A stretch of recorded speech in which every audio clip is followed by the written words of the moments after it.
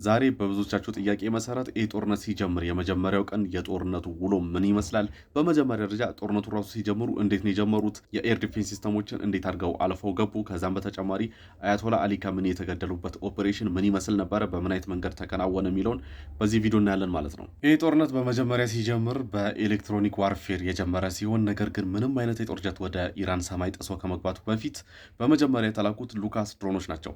ስለ ሉካስ ድሮኖች ከዚህ በፊት ነግሬያቸዋለሁ። አሜሪካ የሻይ ድሮኖችን ኮፒ አድርጋ የሰራችው ድሮን ሲሆን ላዩ ላይ የተጫነለት ሶፍትዌር ደግሞ የፋይተር ጀቶችን በረራ ሚሚክ እንዲያደርግ ያደርገዋል። እናም እነዚህ ሉካስ ወይም ደግሞ ሎኮስት አንክሪውድ ኮምባት አታክ ሲስተም የሚባሉ ድሮኖች በርከት ተደርገው ወደ ኢራን ሰማይ ተላኩ። ከዛ የኢራን ኤር ዲፌንስ ሲስተሞች ወዲያው በፍጥነት ሪያክት ማድረግ ጀመሩ ማለት ነው። ከነሱ የሚከተለው ማን ነበረ ካላችሁ ደግሞ ኢኤ 18 ጂ ግራውለር ከዚህ በፊት ነግሬያቸዋለሁ። ከኤርክራፍት ካሪየር መርከቦቹ የሚነሳ የኤሌክትሮኒክ ዋርፌር አድቫንስድ የሆነ የጦር ጀት ነው።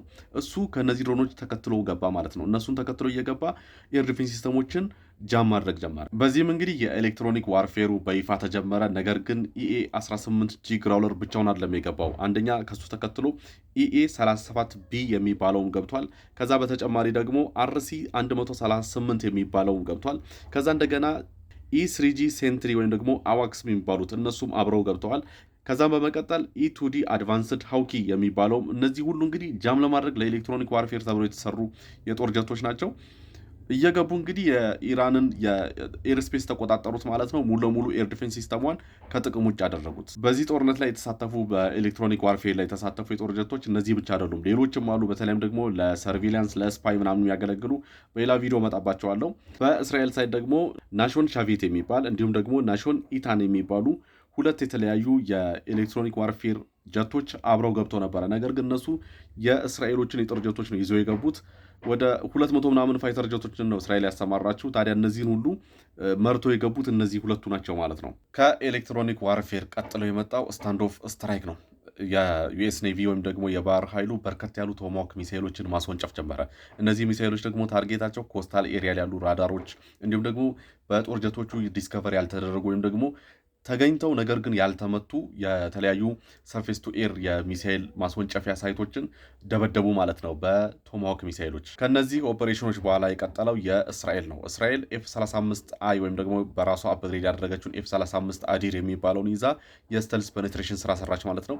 እነዚህ ኤፍ35 የጦር ጀቶች እንግዲህ ገብተው ከመጀመሪያዎቹ የቀሩትን ያልተመቱትን አጠቃላይ ባትሪዎችን፣ ሰርፌስ ቱ ኤር የሚሳይል ላውንቸሮችን፣ ራዳሮችን ሙሉ እያወደሙ ጃም እያደረጉ እያኮላሹ ሙሉ ለሙሉ ኢራንን ከኤር ዲፌንስ ሲስተም ውጭ አደረጓት። ከዚህ በኋላ ነው እንግዲህ እነ አያቶላ የተገደሉበት ቴህራን ላይ የተፈጸመው ኦፐሬሽን የጀመረው። ልክ እነዚህ ኤፍ35ዎቹ ኤር ዲፌንስ ሲስተሞቹን እንዳለ አጥፍተው ከገቡ በኋላ እነዚህ ኤፍ15 የጦር ጀቶች እንግዲህ በኤፍ35 ታጅበው ቀጥታ ወደ ቴህራን የአያቶላ አሊ ካሚኒ ባንከር የሚገኝበት ኮምፓውንድ ላይ ደረሱ ማለት ነው።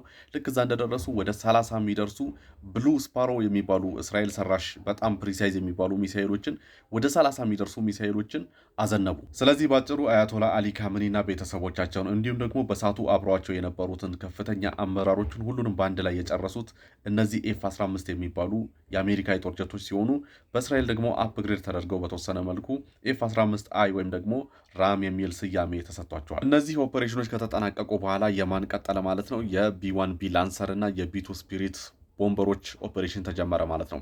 እነዚህ ቦምበሮች በኤፍ22 ራፕተር እና በኤፍ16 ታጅበው የተለያዩ የኢራን ውስጥ የሚገኙ ታርጌቶችን ማደን ጀመሩ። በዚህም ኦፐሬሽናቸው አንደርግራውንድ ውስጥ የሚገኙ የተለያዩ የሚሳኤል ማከማቻ ጣቢያዎችን፣ ማምረቻዎችን፣ የባሊስቲክ ሚሳኤል ማስወንጨፊያ ሳይሎችን ሁሉ እያወደሙ ኦፐሬሽናቸውን በይፋ ተቀላቀሉ ማለት ነው። እነዚህ ቦምበሮች ስራቸውን ከጀመሩ ማለትም ጥቃት መፈጸም ከጀመሩ ከአንድ ሰዓት ተኩል በኋላ ማለትም ይኸውላችሁ በቴህራን ሰዓት አቆጣጠር 12 ሰዓት ተኩል ፒኤም ላይ ነው እነዚህ ቦምበሮች ወደ ቴህራን ሰማይ የገቡት።